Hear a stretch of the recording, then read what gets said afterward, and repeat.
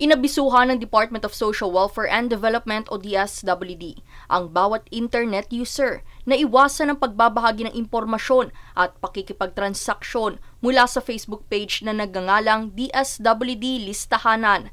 Ang Facebook page na ito ay mayroong tagapagsunod na nasa 100,000 mahigit din kung saan aktibo rin itong nagpapaskill ng mga video at iba pang content.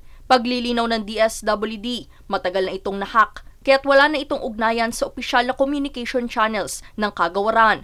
Hindi rin daw dapat paniwalaan ang mga nilalaman nito ukol sa Pantawid Pamilyang Pilipino Program o 4Ps at National Household Targeting Office.